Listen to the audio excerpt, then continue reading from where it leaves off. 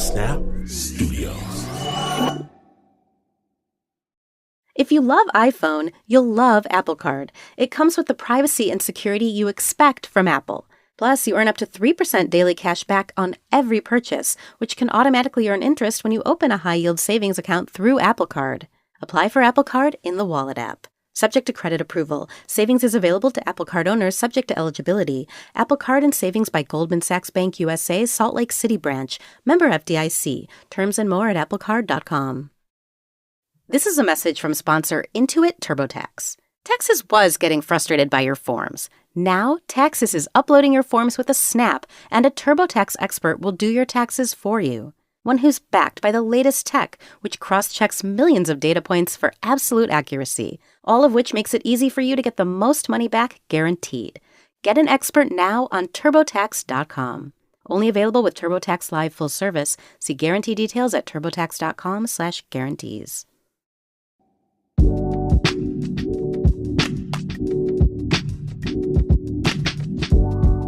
When I was a kid, 5 years old, we lived in what they called a transitional neighborhood. And in our transitional neighborhood, people kept getting their batteries transitioned right out of their cars. And my father says, he ain't about to be no Mark. So every evening, he starts carrying the battery out of our Chevy Nova and inside the house. And one evening, my mama's making my favorite, fried chicken, mashed potatoes, and red bean gravy. My mama makes the best mashed potatoes and red bean gravy. Pops grins over at me. You ready to tuck in, boy? Yes, sir. Pops walks out of the front door, says he'll be right back. He's got to get the battery first. Okay. Mama sets the plate down.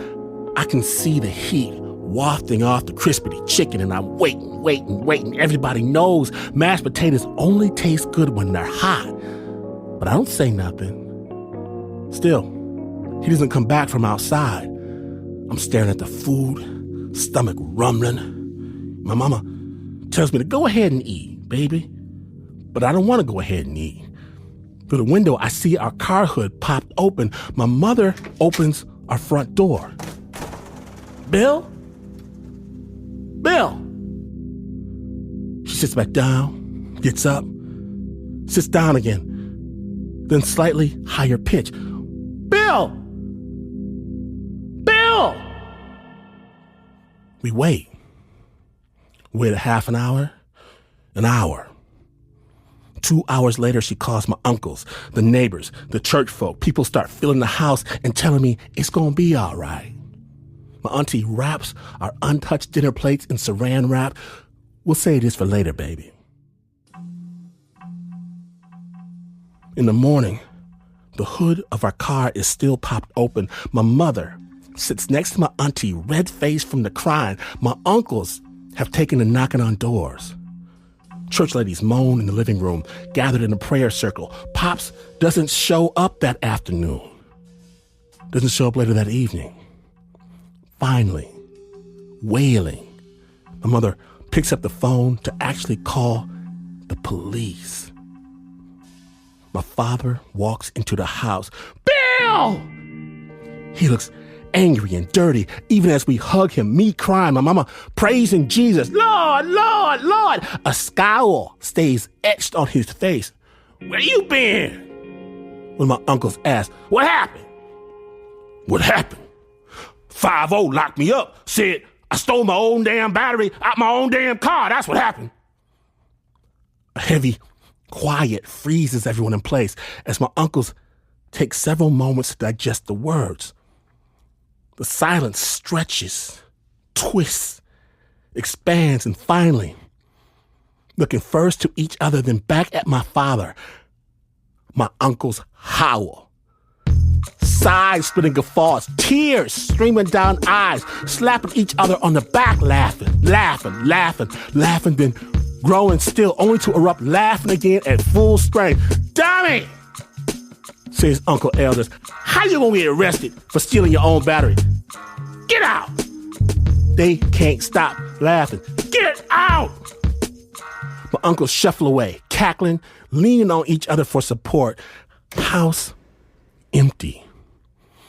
Me still clinging to my father's leg, my mother retrieves the plates of dinner, first places them in the oven, then sets the reheated food on the table. Then as a family, we sit down to eat.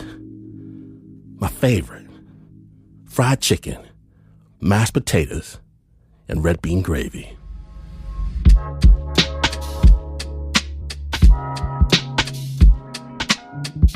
Today in Snap Judgment, we proudly present The Feast. My name is Glenn Washington. Dig in, because you're listening to Snap Judgment.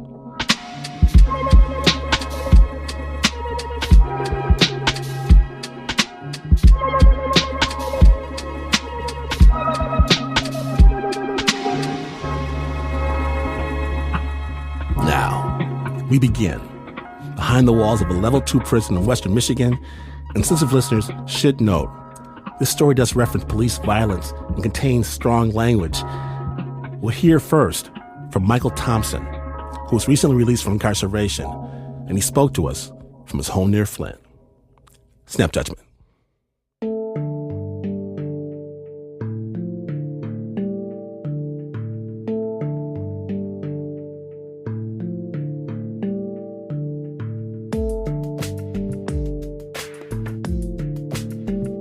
Within the prison system, as soon as something hit the TV, they run out their rooms. They run out their room and get to talking to each other. Michael Thompson was alone in his cell at Muskegon Correctional Facility when he heard men shouting. They was talking in anger, said they've been killing us for years. I knew what they was talking about because I seen it myself. Just like everybody else, witnessed a murder on TV. The men were watching the breaking news of George Floyd's murder. They played it all day. They played it every 15 minutes. I just got silent. I mean, what is it for a person to say after you're witnessing something like that? Michael needed company and went to find his closest friend at Muskegon, Robert Cannon Jr. Hello. This is a prepaid debit call from Robert. This call is from a correction facility and is subject to monitoring and recording. Me and Michael, we used to always sit together in the day room. We'd sit together and we called it our round table. We'd sit together and brainstorm. Robert and Michael ran workshops together in the day room for the other men. Robert's a writer. Everyone calls him Silk because he's good with words. He's written books and books of poetry, screenplays. At the round table, Silk taught creative writing. Michael also led a breathing class, and the two ran a workshop about forgiveness.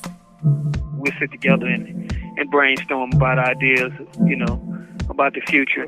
But the day Silk saw George Floyd's murder on TV, he avoided the round table. He needed to be alone in his feelings. Anger at the system, anger about being helpless, or not being able to voice what I was feeling. Rage at feeling that we was getting the black men in this country was getting a bad deal, so to speak. The poem that I tried to write, I think it was too militant. You know what I'm saying? Because I was expressing all my anger and stuff. And so I tore it up a couple of times. I wrote it twice and I tore it up twice because I didn't like the way it was flowing. I felt that I was just too close to it. And the reason why I couldn't generate my thoughts the way they normally come so easily. Emotionally, I was too close to the situation. On the day of George Floyd's funeral, the two men watched together at their round table. What happened to Floyd happens every day in this country, in education, in health services, and in every area of American life. It's time for us to stand up in George's name and say, get your knee off our necks. I said, man, now people are finally saying enough is enough and standing up and they tired, I say, well, this may be the spark that light the catalyst, make people become more aware of what's really going on. I say, man, We need to do something. I want to do a celebration. Because I felt that's my duty to do that. A celebration of life inside the prison to grieve George Floyd's death together, but not actually together. You got to be careful of doing a celebration inside the prison, because what they can do, they can say that you trying to form some kind of organization. And that's where you can't congregate. It's forbidden for men at Muskegon to congregate in groups of more than 5. But Silk and Michael had a workaround. The idea, a feast that men would take back to their cells and eat on their own. You know, we can all come together with food. We're not getting grade A food, you know what I'm saying? The prison chow hall is known to be pretty rough. So for this celebration, they decided to cook up their own feast with their own food. And so when you come together and you buying food, they want to be a part of something that's bigger than themselves. I kind of figured that no other prisoner within the United States is going to celebrate George Floyd like the way I wanted to do it. Michael and Silk put their own money in, and Michael got a friend on the outside to donate enough to cover chips and soda. They invited about 60 people to the feast they'd be eating individually in their own cells. Everybody wanted to be on the list. He picked some guys, I picked some guys, and I put the list together. Silk took on the role of logistics guy. His first task, enlist kitchen help. I'm real funny about who I let cook my food or even, you know what I'm saying, I'm a stickler for cleanliness and stuff like that. The microwave kitchen at Muskegon is a 12 by 8 foot room with 3 microwaves and a sink. When Silk was in there, he had this thing where he watched people closely. How they cleaning their hands and dishes and stuff like that. Earlier that year, he noticed this one guy making nachos, carefully layering cheese and meat in between stacks of chips. When you take pride and put love into your cooking, it tastes a whole lot different than you just putting something together and throwing it in the microwave. So that's when I picked P.E. Silk realized this guy, P.E., was kind of a microwave wizard. He tapped P.E. to be the lead chef for the feast. P.E. learned to cook from his grandma. My grandmother's the macaroni and cheese. I ain't never tasted nothing like it in my life. So I was a little fat kid. So, you know me, I want to hang around the kitchen while they cooking. P.E. is a meticulous chef and a clean freak. When I see a piece of hair in my food, I throw the whole bowl away. It's just certain things just you don't supposed to do around food. You're supposed to be clean, you know, and take your time. If you don't take your time, then how can you enjoy it? He makes his own food with ingredients from commissary. Basically, an overpriced convenience store where people living in prison can buy pouched meat soaking in preservatives, an 88-cent bar of soap, deodorant for $3.75, shelf-stable crackers. You got tub cheese with the spread cheese. You got jalapeno and you got mild. That come in the tub. Then you got cheddar cheese and we got mozzarella cheese. That's like the sprinkle stuff. Then you got a provolone cheese, which is like the bar you cut. And you got a hot provolone. Beyond bar. P.E.'s compulsive cleanliness and knowledge of edible commissary items, he's like the superstar of the Muskegon kitchen. He has a sort of famous pizza recipe with a crust he made from saltine crackers. You just crush them up and slowly add cold water, turn it to a ball. And you shape it out.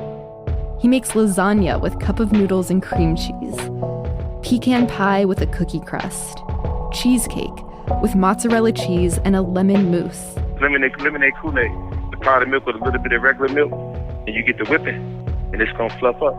And it tastes I swear it tastes just like cheesecake in the street.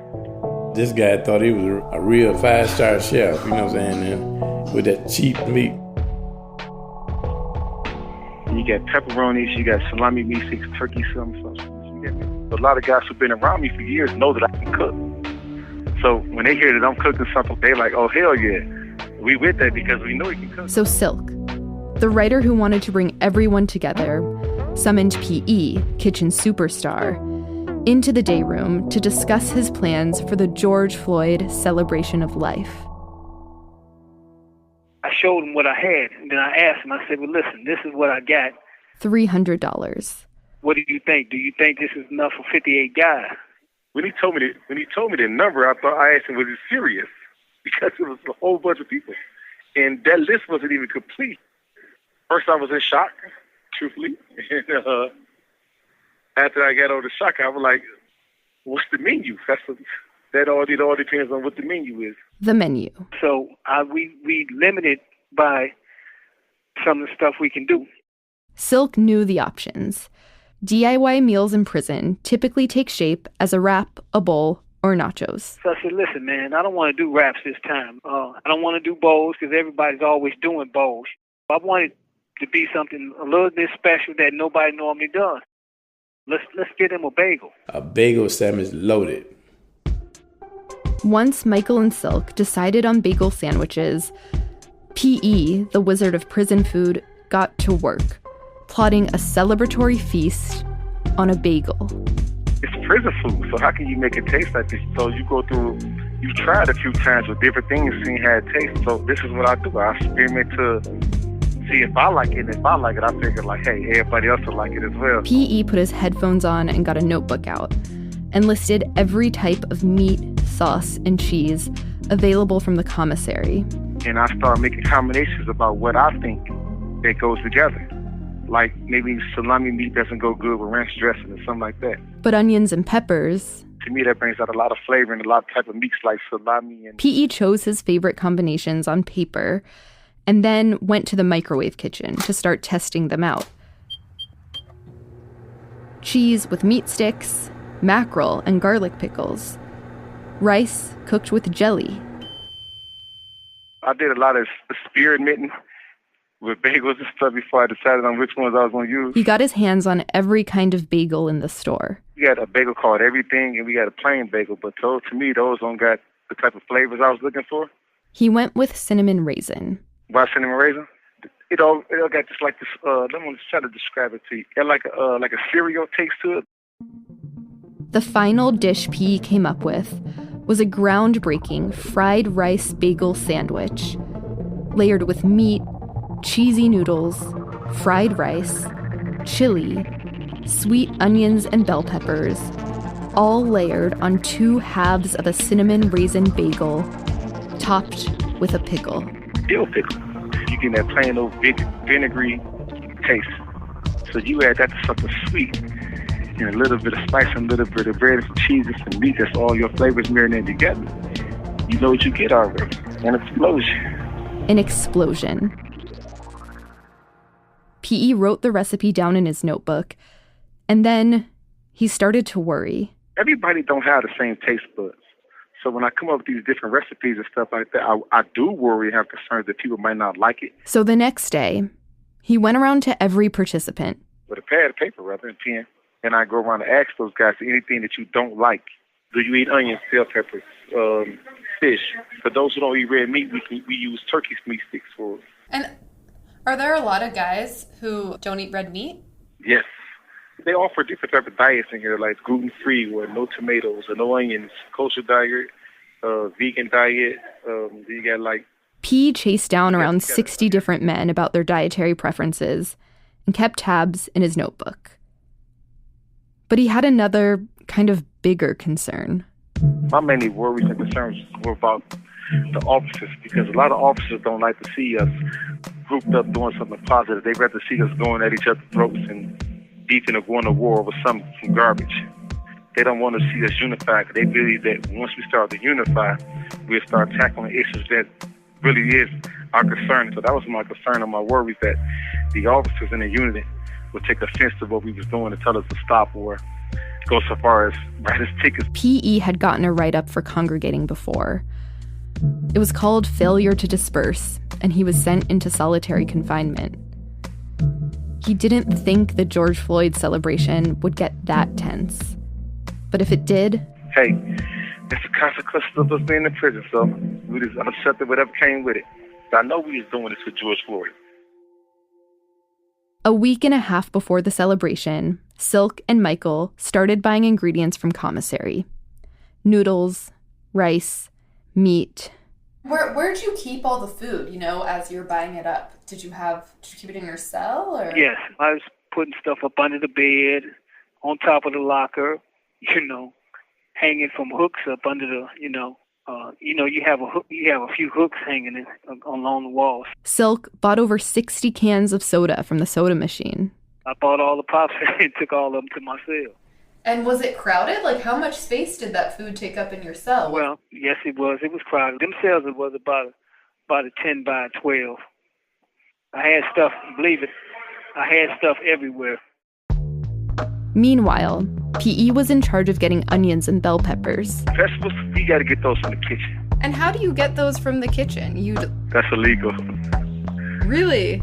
Yes, it's illegal. I don't see no problem with onions and bell peppers and tomatoes and squash and celery and stuff like that, but for some reason, they don't allow us to purchase it. And so, the only way we can get it is through the legal contraband way.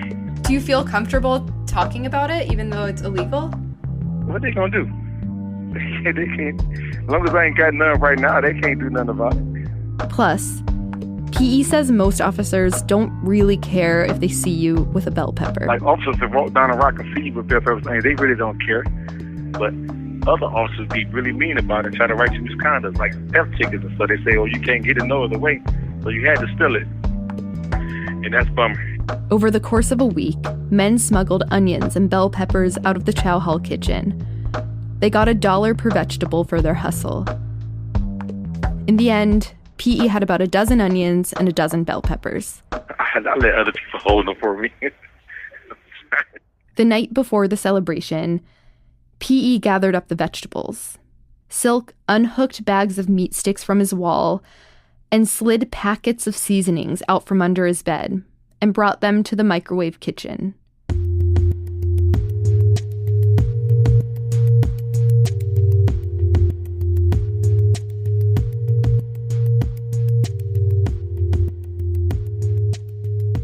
The men head to the microwave kitchen with vegetables and meat for a groundbreaking bagel sandwich. But will they have enough time to chop and marinate it all? Stay tuned.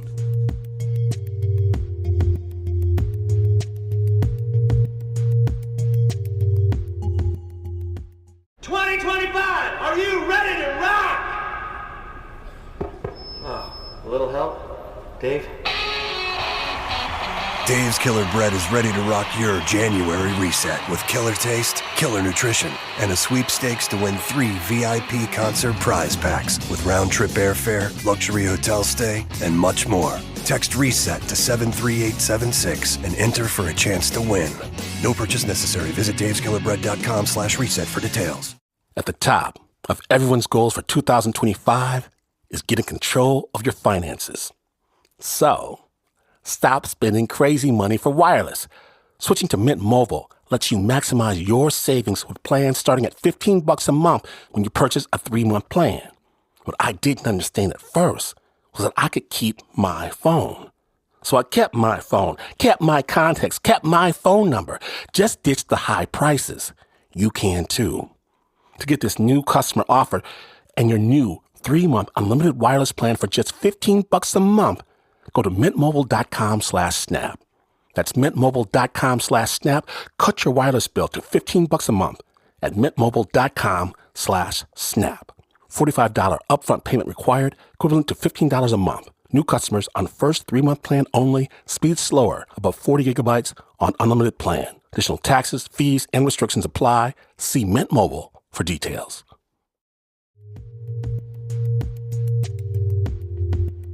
Welcome back to Snap Judgment, the Feast episode. Sensitive listeners should note, this piece does contain references to police violence. We rejoin the story, even as bagel sandwiches are being prepared. Snap Judgment. We was on a time constraint. They take counted 6 o'clock in the morning, 4 o'clock in the afternoon, 9 o'clock at night, then they take it again at 12 o'clock at night. 3 hours between 9 p.m. and midnight to dice onions, chop and marinate meat sticks, cut up bell peppers. I cut the meat sticks in like wheelbarrows, like circles. That take a long time, but you get tired, your hands start cramping because it's a lot of meat sticks. Silk used plastic knives to cut the onions. I broke about 7 knives. But P.E., he had his own method. I use a pop card. It's like a credit card, but we call them pop cards because you put them into the pop machine, you get pops. They hard like a credit card. You got to wash it off first, though, but it cuts a lot of stuff. But you can't cut onions with a card, can you? It's actually better. Really? Because it's straight. You can take your credit card right now and take an onion, and it cut right down the center of it. You might got to push on it a little bit, but it will cut right down the center of it. You peel off your outer bad onion that you don't want. And then after chopping, P.E. and Silk mix the peppers and the onions with browned sugar and butter in a foot tub.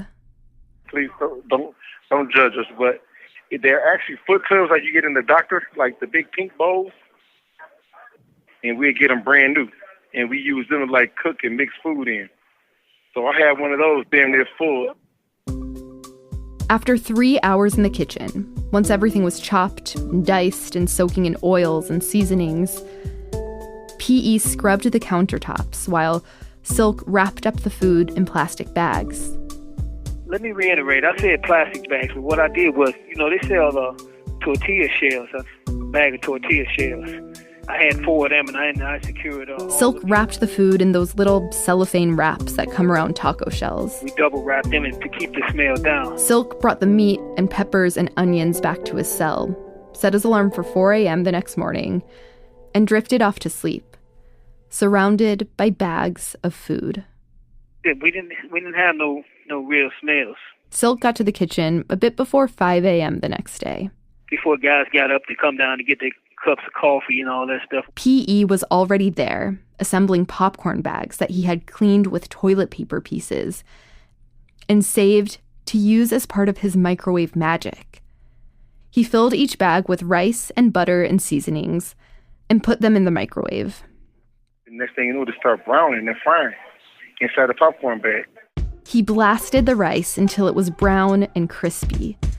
And then he added water to the bag, a few teaspoons at a time. The steam from the water would start blow the rice over and start making the rice real soft. P.E. then seasoned cans of chili in foot tubs with the juice of jalapeno peppers, barbecue sauce, and a few packets of mustard. He steamed the noodles with seasonings and cheese. Finally, around 9 a.m., P.E. and Silk started to assemble the 60-something bagel sandwiches. We got these little tags with everybody's name bound, so it'll never get mixed up. They had 8 guys who didn't eat meat. So we made tuna for them. We had one guy, we used bread. He said because we had all cinnamon raisin bagels, and he said he was allergic to raisins. But most guys got a bagel with meat sticks, fried rice, steamed cheesy noodles, and vegetables in a brown sugar butter sauce. And so when I make your sandwich, before I put your other piece of bread on there, I put 3 or 4 spoons of chili on top of it, so the inside of your bagel will be wet. So that's what we call wet bagels. If I had a choice, I wouldn't eat wet bagels all the time like that. But people like it. It's a great sandwich. It's not just a great sandwich. It's a gigantic sandwich. I'm trying to think of a good way to describe it. Maybe, let's use my hand. How big is my hand? How much you think? Like inches wide from right here. 7, 8.5 inches. Okay, the bagel sandwich is probably about 7 inches tall. The homeboy next to me just said my hand is about 8.5, 9. What's my hand, about 8.5, 9 inches? All right, so I think the bagel was about 7 inches. When they were all done, the bagel was 7 inches tall. You got to hold it with both hands. You have 1 minute remaining. I'm gonna send it to you step by step how to do it, and you try it. Yeah, I would love to have the recipe. At 11 a.m., over 60 men lined up near the day room for their bagel sandwiches.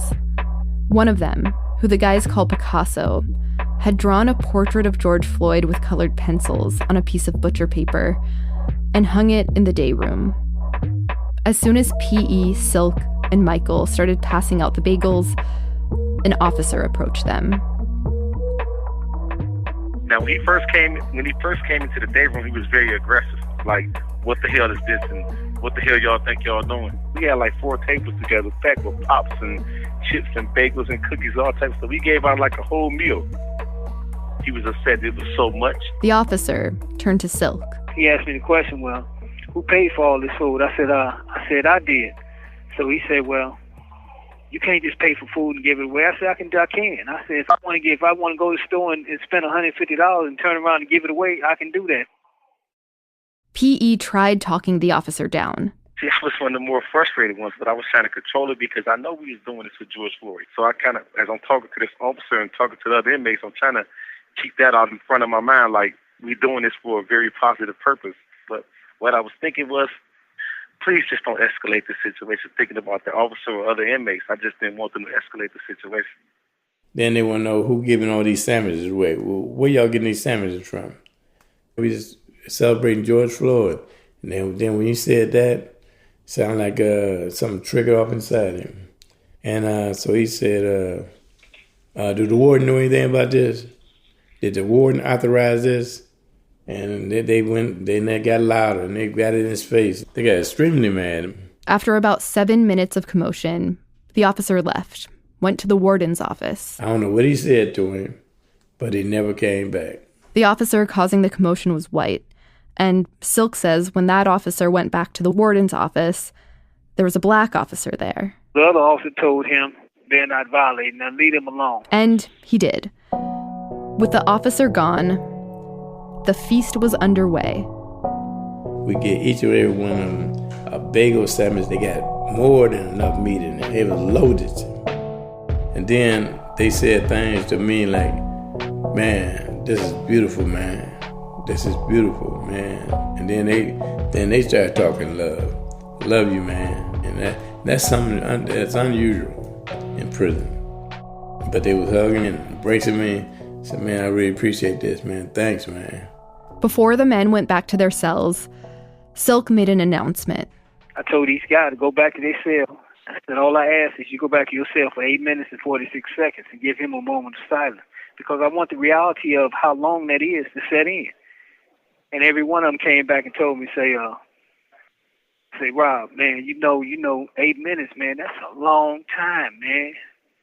He said it felt like I was standing in my cell for over an hour.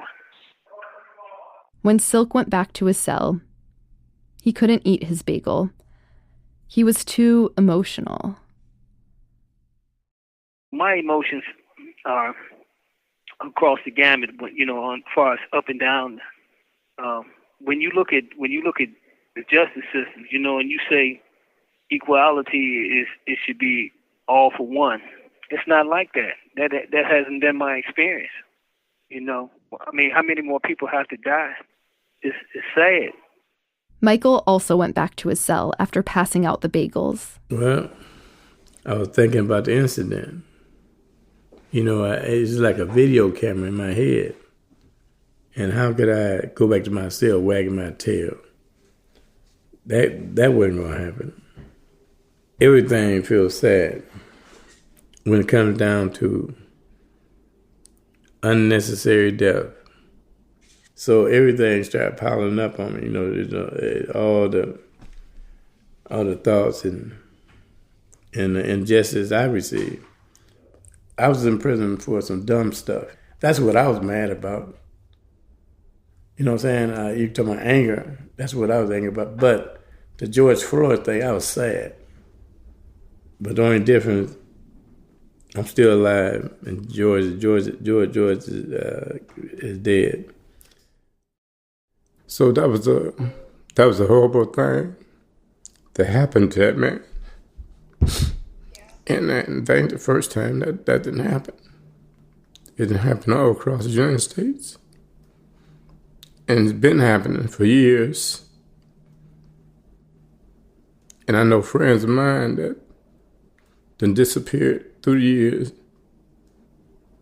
of the same brutality that George Floyd experienced.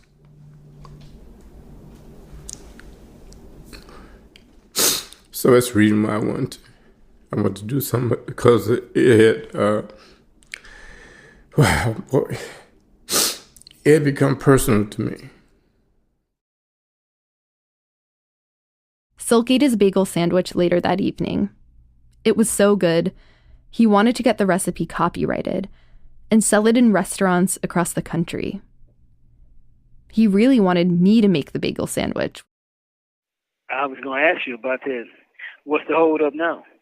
I haven't really gotten the chance to get all the ingredients. But I was thinking it could be cool to have you on the phone while I make it, just in case I mess up, you know? Just give me a day that you're getting ready to do it, and I'll guide you through it. Okay. You know, I definitely would do that. Awesome. It was good talking with you, and hopefully we'll talk again soon. You enjoy the rest of your day, and give my regards to Mr. Parker. Tell him. Thank you for using GTL. I never heard from Silk again. And the next time I spoke to PE, I had to tell him what happened. He didn't know because of COVID restrictions at the prison. Michael, Silk, and PE were separated from one another weeks after the bagel feast. Thank you for using GTL. Oh, you get my email I sent you, I think, today? From the last one. That's how I found out you was going to be home right now. Cause oh, great. I just read your email. But sometimes it takes up to 2 days for us to get them. Yeah. I don't know if you heard this news, and I hate to be the one to deliver it to you, but I got off the phone with Michael Thompson last week, and he told me that Robert Cannon actually passed away. No way. Silk died suddenly. Wow. Yeah. Was he still in prison? He was still in prison. Wow. And they're doing an autopsy. So, yeah, I think we're just waiting to find out. That's hard to hear. Yeah. Can't you put him in the story? Yeah, he'll be in the story. Wow. What can I say? That would ease the pain. Absolutely nothing, because I understand the pain of. We did eventually get a copy of the county's autopsy report for Silk. The report lists the cause of death as acute fentanyl toxicity. PE believes the cause of death was the failure of the prison healthcare system. When Silk died, he had emphysema, renal cysts, heart disease. You can walk to the officer's desk right now and tell them that you got a headache, splitting migraine. You can't even open your eyes. They're going to tell you to drink some water. For real, that's what they're going to tell you to do. And in George Floyd's case, they didn't believe him when he was saying he couldn't breathe and stuff. And it's like a cry for help, not maybe literally, but sometimes figuratively speaking, like, it's a cry for help. Like, I can't breathe, look at me, help me. But people don't see it that way, though. People think we all cry wolf. And it don't become serious until somebody did, like in the case of George Floyd. You have 1 minute remaining. He asked for help, and his help was completely disregarded. So how can they ever take us serious? Thank you for using GTL.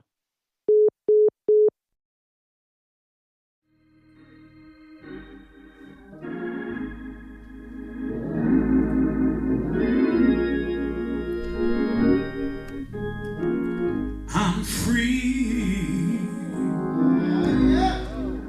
Praise the Lord. I'm free. Robert Silk, Cannon Jr.'s funeral, was in Detroit on a Thursday morning, early in September. Michael was at the funeral, and he got up to talk. He had love for writing the truth. He was a writer. He has a love for telling stories. He's a storyteller. And he was talented, very smart. He was super smart. And he loved learning. That's the reason why he hung up underneath me every day. Every day he was with me. And I've spent 26 years. As Michael spoke in front of Silk's friends and family, He started to get so upset that he could barely get his words out. Me and Silk fought close. He's saying he and Silk fought for prison reform from inside. They did a celebration for George Floyd like nowhere in America. We fed 80-something guys. Some of them never had a pop. George Floyd's death was because the police had the law enforcement, he had a foot on his neck. But Silk's death was because the lack of treatment he was getting from health care. And they both died. They both died. Injustice. Thank you, Michael, for those words.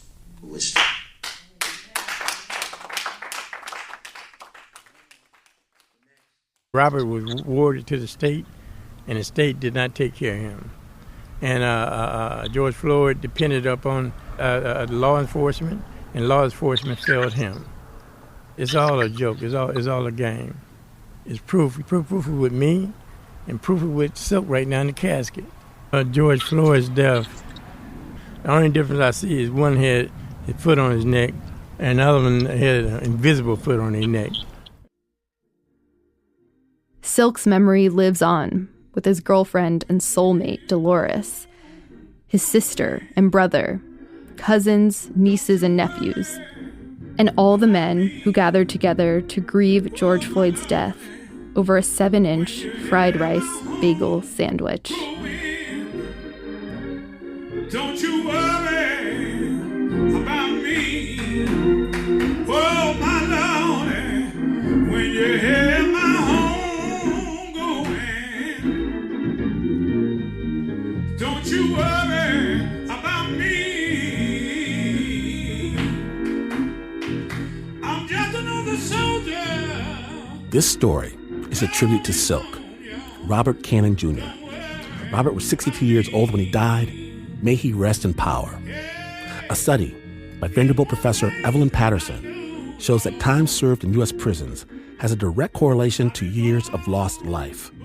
For each year lived behind bars, a person can expect to lose 2 years off their life expectancy. After spending 25 years in prison on charges of possession of 3 pounds of marijuana, Michael Thompson was released in January. Since then, he has spoken about prison reform on the Montel Williams Show and with Snoop Dogg. Marijuana has been legal in Michigan since 2018. P.E. is serving the 24th year of his life sentence for a crime he committed 2 weeks after his 18th birthday. He loves getting email via his JPay account, specifically pictures of nature. Special thanks to William Welch and Dee Kirkwood, who helped make the bagel sandwich a reality for the men in Muskegon. Additional shout-outs to Catherine Nouhan, Stephen Carmody, and Delores Ingram.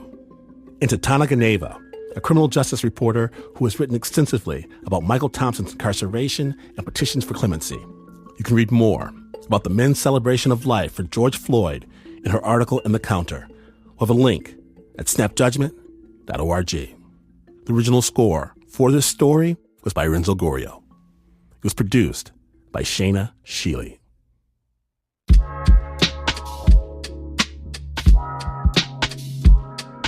Now, when we return, a covert operation goes horribly wrong when Snap Judgment, the feast, returns. Stay tuned.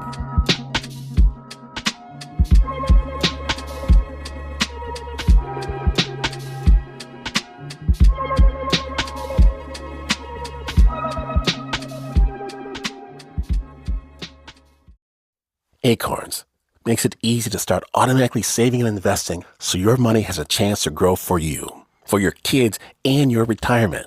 You don't need to be an expert. Acorns will recommend a diversified portfolio that fits you and your money goals. You don't need to be rich. Acorns lets you invest with the spare money you've got right now. You can start with $5 or even just your spare change. I let Acorns round up my spare change from purchases, and it goes directly into an investing account. Why? Because I know me, and unless it's automatic, frictionless, easy, I'm probably not going to do it. Make it automatic. for your family, for your future, head to acorns.com/snap or download the Acorns app to start saving and investing for your future today. Paid client endorsement. Compensation provides incentives to positively promote Acorns. Tier 1 compensation provided. Investing involves risk. Acorns Advisors, LLC, an SEC-registered investment advisor. View important disclosures at acorns.com/snap.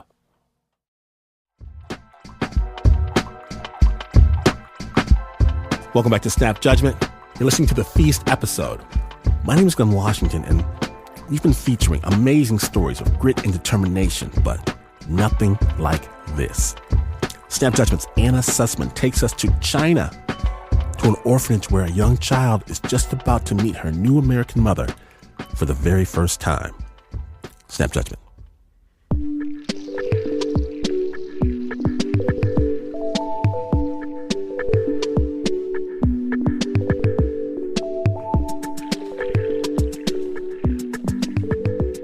When we got there, it was a cold day in January, and all the older children came rushing out to see us. They knew that we were there to do an adoption, and very few children are ever adopted, and they had practiced saying hello. They brought my child to me, my daughter Jacqueline, and she, of course, was absolutely terrified. She was 4 years old, and then she basically was told, "These are your new parents," and get in the car with them. She was not about to do that. She planted her feet and she began to cry and make a sound, not even like a human cry. It was like listening to an animal. And all the cajoling and all the encouragement couldn't get her into the car, so we literally almost kidnapped her. We had to pick her up. My husband picked her up and kind of put her in the back seat of the car, where she just laid there stiffly across my lap. And she screamed and she screamed and she screamed. Shout, shout, shout, shout, shout, shout. And I kept believing, well, this will be, once she gets home, once she gets to the United States, this will end. What I didn't know was that this shadow would live with us every day. There was an interpreter there that was a guide for us, and she told the interpreter to explain to us that she had a baby, and she wasn't going to leave China without her baby. She called him Xiao Xiao, which is a Chinese nickname for very little. Xiao Xiao. She explained that if the kids were older than 3, they were given jobs. So her job, her responsibility was to care for these 2 little toddlers that were basically a head shorter than she was. She had potty trained them and would help them eat, but what she was the most proud of really was that she had protected them from bigger kids. She said she gave all her love to this little boy she had nicknamed Xiao Xiao, and that she was not going to leave China without her baby. We were there for about 2 weeks total. And then when we came back here, within 6 weeks, she could speak and she could actually convey some pretty complex thoughts in full sentences. She talked about him constantly. The only way I can describe it was like living with a very short mother who had had a baby ripped from her arms. She never stopped talking about him. We just said to her, we can't bring him here. And of course, she couldn't understand the sophisticated system of how all the paperwork that's required and the red tape, and you can't just take a child out of there.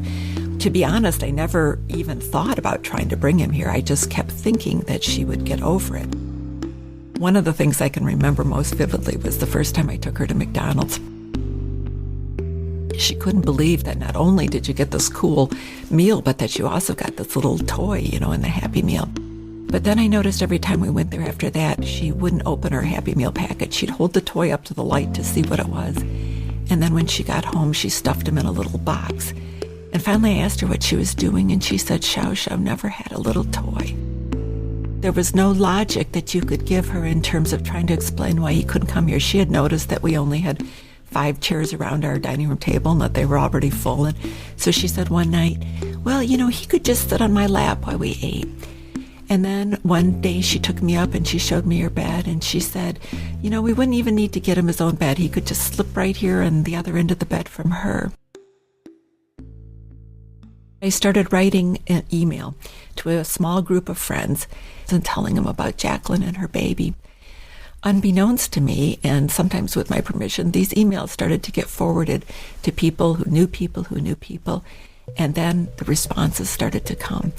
I got emails from people literally all over the world saying my prayer group in New York is praying for Jacqueline's baby. Our Indian reservation is praying to our ancestors for Jacqueline's baby. Our synagogue has taken up this cause. Is there any news?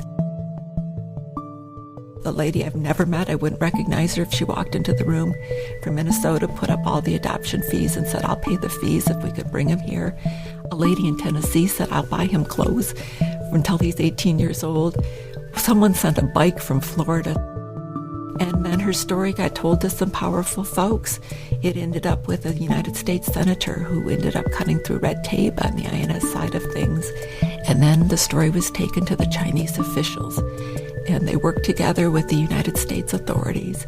15 months after she was adopted, Jacqueline walked back into that orphanage and grabbed the hand of her baby. Today, he's her cousin. He lives 20 minutes away from us. He was adopted by my sister, and he's part of our family. The way I think about it is this. If you think about love being a state where you can't be happy if the person that you love isn't happy, this is the way she loved that little boy. She never could rest knowing that he was still there.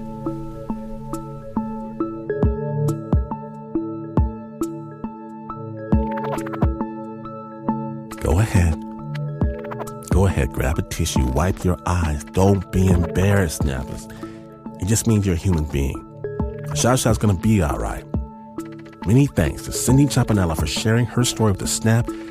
She's written some remarkable books, and we're gonna have a link to her work at snapjudgment.org. The sound design for that piece was by Renzo Gorrio, and it was produced, like every other story on this show, was produced by Anna Sussman.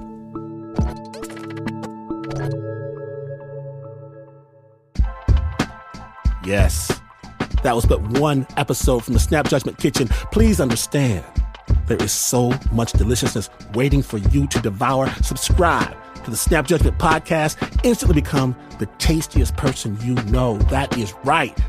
Subscribe to Snap Judgment on your phone device thing to Snap wherever you go. Isn't technology wonderful? Snap is brought to you by the team that eats everything on their plate, especially the Uber producer, Mark Ristich. Yes, he will have seconds and thirds. There's Anna Sussman, Nancy Lopez, Pat Mesiti-Miller, Renzo Gorrio, Shaina Shealy, Teo Ducot, Flo Wiley, John Facile, Marissa Dodge, Regina Bariaco, David Exime, Bo Walsh, and Annie Nguyen. And this is not the news. No way is this the news. In fact, you can create your very own cookbook of recipes made exclusively of stuff that rhymes. The steak and cake, shake and bake, anybody. Gobble up each and every bite and you would still not be as far away from the news as this is. But this is PR